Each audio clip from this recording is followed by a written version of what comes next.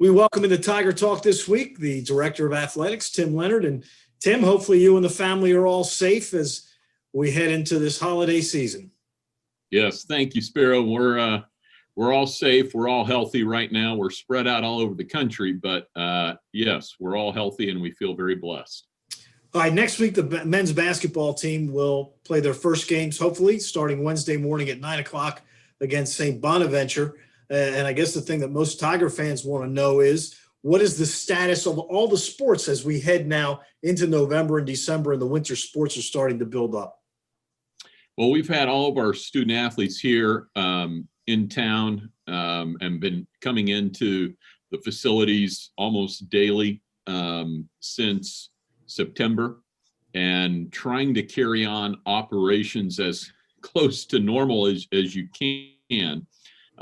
So by and large, the young men and women have been able to get their workouts in, get in the weight room and do their thing. We've had a few times where we've had to hit the pause button, as we've had a handful of positives here and there, and that's caused us to have to pivot a little bit. But by and large, I think it's been a pretty successful fall, all things considered.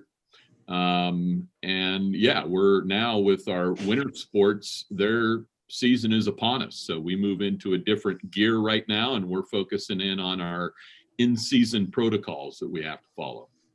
And then right, but after that, the spring sports will follow up. Now we know football is not going to play in the spring. What about the other fall sports that did not play? Will any of them participate in the spring? Yeah, right now, everybody is planning on having a competitive season in the spring. It's going to put a lot of pressure on us. There's going to be a period there of about 2 months where we're going to have all of our teams here and practicing, and even for a stretch playing games all at the same time. So we've never had to deal with that before, where you have 3 seasons going at once.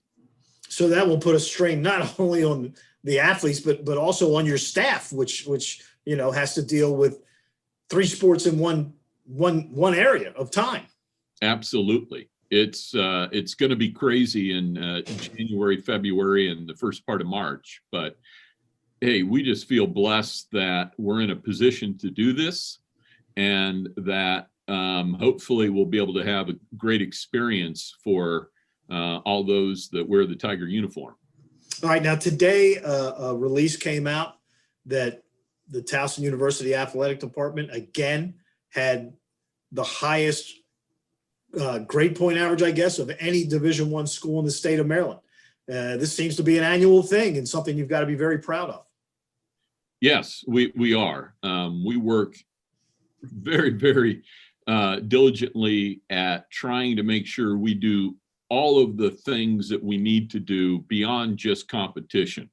So whether it's community service, whether it's academics, whether it's, just nutrition, creating positive habits, right? Our whole plan is that we're trying to prepare young women and young men for life. And we're doing that through the fields of competition. And the other thing is, I know that you stay very close to the coaches and the student athletes. How trying has it been on the student athletes to do this virtual learning as opposed to being in a classroom? Do you get a sense from them how they feel about it? Yeah, it's been very difficult. And I think it's difficult on the faculty as well, right? Towson is a great university. People come here because they want that on-campus experience. And, we've had to shift, we've had to pivot, but everybody's had to do that. And I think Towson University has done as good a job of pivoting as anybody. But yeah, it's difficult. It's this added stress and pressure, and just not being able to get out, socialize like you normally do. I mean, we're social beings. So not having that ability to do that like normal, it's difficult. But, they're resilient, and everybody has adapted well, and we're making the most of it. Hey, hon, I'm gonna order some pizza for the kids. Or order Subway. We ate foot-long subs all the time growing up. They ate it so much, Dad opened one up in the shed. What's in the turkey breast? Turkey breast. Interesting. What's in the Italian BMT? You come here every day. Good food that's good for you? Well, good for you. Now get a free footlong when you buy 2. And order ahead for quick and easy pickup. Because it's footlong season. All right, a couple of other things. Something I've been meaning to ask you, I might throw you off guard here for a second. You were the head of the lacrosse championship committee last year. Obviously, you didn't get a chance to make your selections. Do you get a do-over now, or are you done? No, I was already scheduled. It was just the way things worked out. I was going to be the chair for 2 consecutive years. Okay. But yeah, I mean, it's disappointing that, you look forward to that time of being the chair and that selection process. Obviously, we didn't get to do that last year, and this year's going to be unique as well. So, it's a little frustrating, but that's life. Now, the other thing is it was announced a couple of weeks ago that Towson will be hosting a quarterfinal in the NCAA men's lacrosse tournament. And I think, is it 2024? Yes, we're very excited about that. It's the first time in quite some time that Towson has hosted a quarterfinal. It's the first time in a long time we've even put our name in the hat to get that. So we feel fortunate that we're going to do it. I think it'll be a great experience. I mean, what better place to have a weekend of lacrosse than at Johnny Unitas Stadium? Yeah, and Towson has shown with the women's Final Four that they can certainly put on a great event. Yes, and don't forget, we'll be hosting a national championship here this spring, assuming everything still goes as planned. Yesterday, the university announced that Fran Soisman, who was in college all the way back when I was at Towson, made the biggest gift in the school's history, $5.3 million, some of which apparently will be earmarked for athletics. I know Fran has been a huge supporter of the athletic department. I know we've been to his house with the basketball team several times down in Charleston. Talk a little bit about Fran and what he's meant to the university.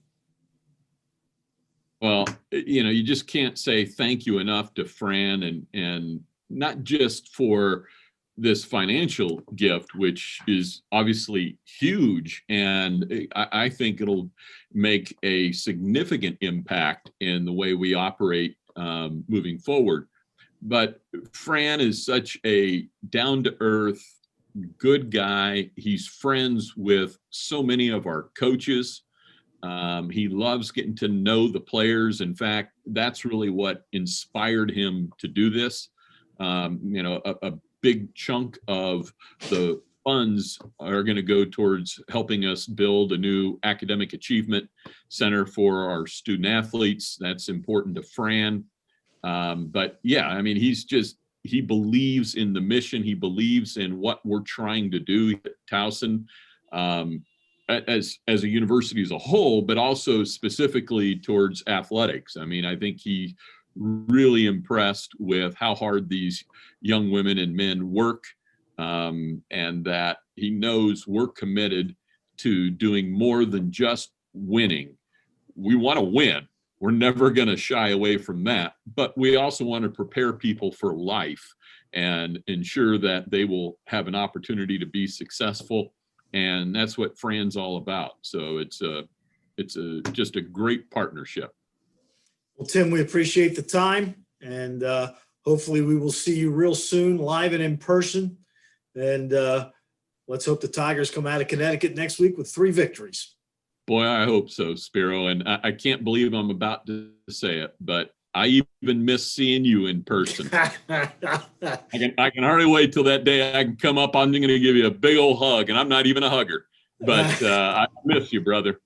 All right. That's the first lie you've said today. Anyway, thank you, Tim. Appreciate it, and we'll talk to you soon.